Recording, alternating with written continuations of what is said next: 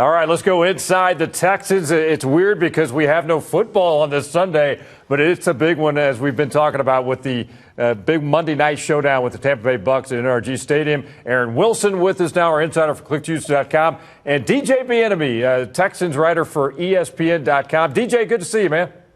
Thank you guys for having me. It's a beautiful Sunday when we don't have to work. That's right. Hey, let's dive into this matchup. 0-1 coming in. Social media, the fan base was freaking out after that loss to the Rams. But that was two heavyweights going at it, especially on the defensive end. What were the initial takeaways from the opening loss? DJ, let's start with you. The opening takeaways is the offense is still a work in progress. There's a lot of issues that they were dealing with, sometimes getting the play in on time, sometimes lining up correctly, pre-snap penalties, they had about 5. A combination of a lot of things that led to only having 9 points with 0 in the second half. Sound like we had Bobby still calling plays, right? Nick Caley, of course, the new offensive coordinator, Aaron.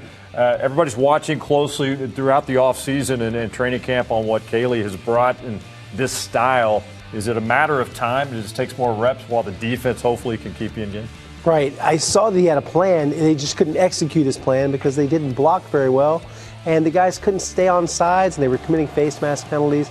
But I do think that eventually this team will have a running game and they can build on the passing game if they can protect better. And I think personnel was a factor too. They were banged up on the offensive line, and that line shuffle did not work. All right, Joe Mixon is out, DJ. You look at the running game, as Aaron just mentioned, Nick Chubb showed flashes, but can he be the guy? I mean, they badly miss Mixon right now. He needs some more depth there in the backfield. It's tricky, man, because, Mixon is not Mixon, but Chubb has had a lot of devastating injuries throughout his career, all of them being lower body. So it's just hard to rely on a guy that's 29 going on 30 to carry the load that's going to be asked of him. Their best bet is try to keep it a running back by committee. I think it could be Nick Chubb, Woody Marks, and Damian Pierce with a sprinkle of Dare. Then okay, but if you want him to carry the load with the amount of miles and scar tissue, for lack of a better term, that he's already put on his body, that doesn't seem like a great recipe. Let's talk about the defense they're going to face coming up on Monday night. This Buccaneer defense, they always come to play, full of playmakers on that side, and it's another big challenge. They got to really get after them early, I think, to set the tone for this. Right, and it will be tough, Randy, to get Vita Vea blocked. Yeah. This guy's massive. He's about 6'4", 347 pounds of bad news.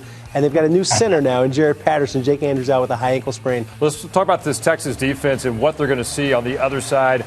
With the Bucs coming to town, you got Baker Mayfield. We know what he can do and how he's elevated his game, but they've got some injury concerns as well. This is a golden opportunity, DJ, for this Texans defense to make some big plays Monday night. I have the Texans defense starting in fantasy, so that lets you know what I feel about what they should be able to do against the Tampa Bay Buccaneers offense with them missing worse. Yeah. And you're going to see the return of Mr. Charlie Heck at tackle against Will Anderson, Daniil. That should be a matchup that should give the Buccaneer fans, at least keep them up at night. Get on a little bit of nightmares. Because, again, if you can pressure Baker, you can force some errant throws and then allow the secondary to make some plays. All right, guys, before we wrap it up, we're going to play a little fill in the blank, DJ. Got a couple of questions. Chance for us to weigh in on a couple of issues as you go to that Monday night game. Question number 1 on this. C.J. Stroud will finish with blank touchdowns against the Buccaneers on Monday night. DJ, we'll start with you. We're going with 2 touchdowns, mainly because I think that Nick Kelly wants to run the ball a good amount of times. Yep. And I think that CJ and this offense can be more balanced in that aspect. I'm not anticipating what happened last time they played the Bucs, where he threw for almost 500 yards.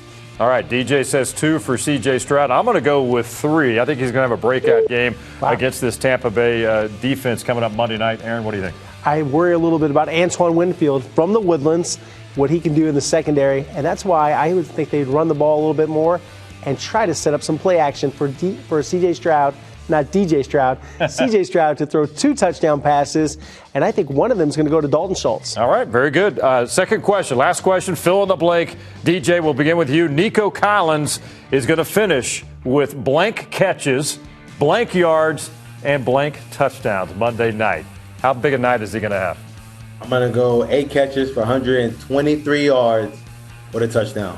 8 for 123 and a touchdown, Aaron. 7 110, 1 touchdown, but it's going to take 13 targets to do that. I like it. I like that.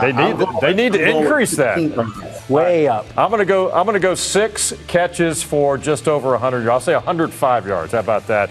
And I think he's going to find the end zone and get a touchdown as well. So a little fun, fill in the blank. We'll see how it all plays out coming up Monday night. And again, 6 o'clock kickoff. Get there early, beat the traffic, and fill those stands as the Texans take on the Tampa Bay Bucks. DJ Bieniemy from ESPN.com covers the Texans. Does a great job. DJ, as always, thanks for the time, man. We appreciate you. Anytime. Thank you for having me.